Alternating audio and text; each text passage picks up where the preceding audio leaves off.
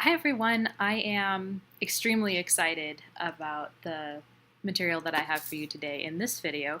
I used to do makeup videos way back in the day, and then one day I got majorly shot down for it by a friend, and I just kind of gave up on doing makeup. But I have since that time, it's been a couple of years, and I have gained a wealth of knowledge about makeup and how to do makeup on a person with albinism.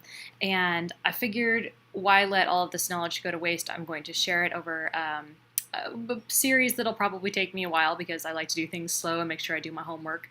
I will be doing a foundation video, which is I'm really excited about that because foundation for me, I spent so much time and so much money over the years trying to find the holy grail foundation for someone with albinism. And I think I have come close to finding it. And I found one that I'm really hoping is still on the market, that I have in my collection, that I love, that I haven't repurchased in a while, and I'm hoping that it's still on the market. Anyway, today I was going to talk about eye makeup very briefly, share a couple of the products that I've found that I'm absolutely in love with. Now, eye makeup is one of those things I've found that this is one area where we have to break all of the rules because otherwise we end up kind of looking funny. This is just my opinion. Again, everybody has their preference. There are myriads of incredible products on the market, and heaven knows I love all of them. But I'm going to share my favorites and what I do kind of on a daily basis to kind of enhance my features and to enhance the fact I have white eyelashes. Why would I want to wear black mascara, you know? So one of my favorite products to use that's an eye product is the Urban Decay Subversion Mascara Primer.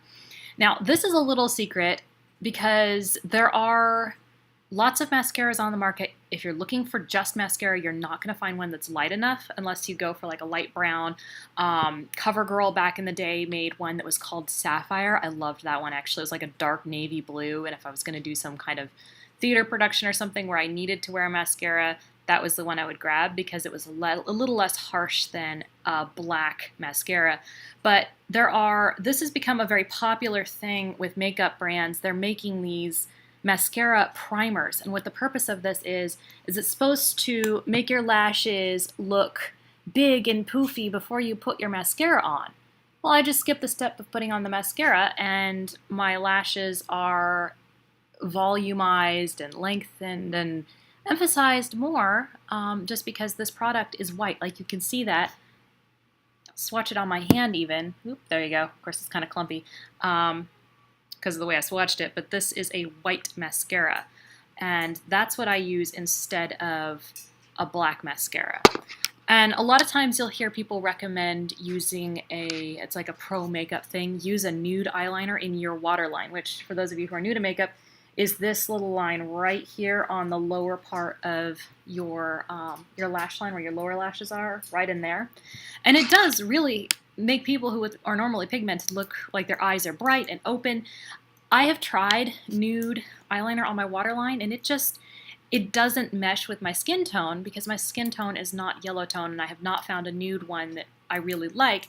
But the pencil that I do like is by Urban Decay again, and this is the shade Yeyo, Y-E-Y-O, and of course this one has seen lots of love. The reason I like this pencil is because it is shimmery.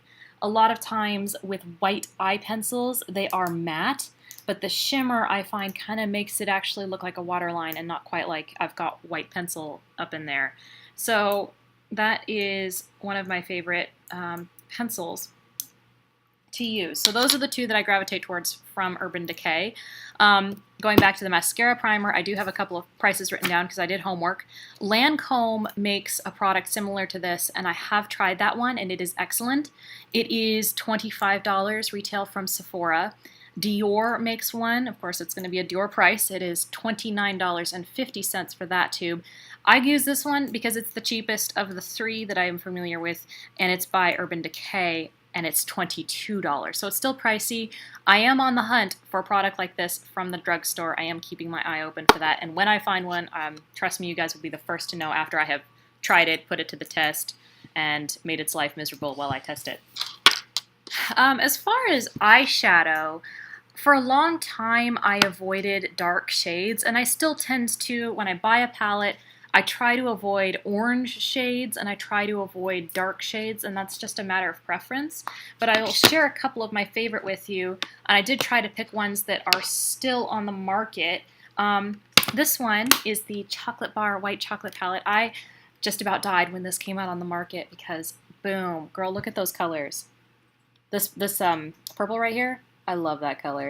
And then the green up here in the corner, super fun.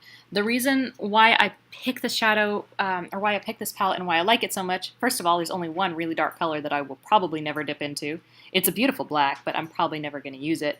But all the rest of these colors are colors that I can use. These ones are shimmery. I tend to be a glitteraholic, so those ones I use a lot. It's got nice light shades that I can blend. I don't like to use a lot of dark makeup because I got over my goth days a long time ago. So this is a great palette. And then anything by Lorac I have found has been excellent. This is the well-loved, as you can tell by looking at it, this is the Lorac Pro palette. A lot of makeup professionals and gurus and whatever recommend this as a good starter palette just because it has so many basic colors. And that's probably why I don't reach for it more because, you know, basic, I like a lot of color, but it has this shade here, which I have a parrot. This shade here I use a lot on my brow bone because it's a perfect highlight. This color here is a great lid shade. And then it's got all of these shades down here that you can use for the crease. Again, it's got these 4 shades, like the top row is matte and the bottom row is shimmer. These 4 shades on the end over here I have probably never dipped into, but the rest of these I use all the time. Hi, Bodhi. And then the Lorac Pro 2, and I have not gotten my hands on number 3, or they've actually just come out with a number 4 that looks amazing, and I can't wait to see it. This palette I absolutely love. I love this navy blue. I have used it in the crease a couple of times. And the trick with using a darker color is to use a very light hand, just blend it very lightly, and to just use a teensy bit of the product. That's how you handle the darker shades. But I love this color here. It's called Snow. And it is a beautiful shimmer. It's a white shimmer, and I use it a lot of times in my inner corner. So this is another good one. And then for anyone else who is obsessed with color, oh my gosh, I'm so in love with this palette. This is my new one, and I'm extremely excited about it. This is by Smashbox. Boom, it's the Prism palette, and I'm actually wearing this palette today. I'm wearing this purple right here, but oh my gosh, these colors, like this one here is a new one. It's a new formula. You have to apply it with your finger rather than a brush. But, oh, it's so pretty. And then this one here is amazing. Boom. There you go. So that's Smashbox. So there you go. There's a few tips for eye makeup. And again, I am still working on getting back into the makeup game as far as making videos and stuff. And if there's any questions that you have, please feel free to leave them. I hope that you guys find this helpful, and I look forward to growing in this journey alongside you. Thank you so much for watching, and I'll talk to you later.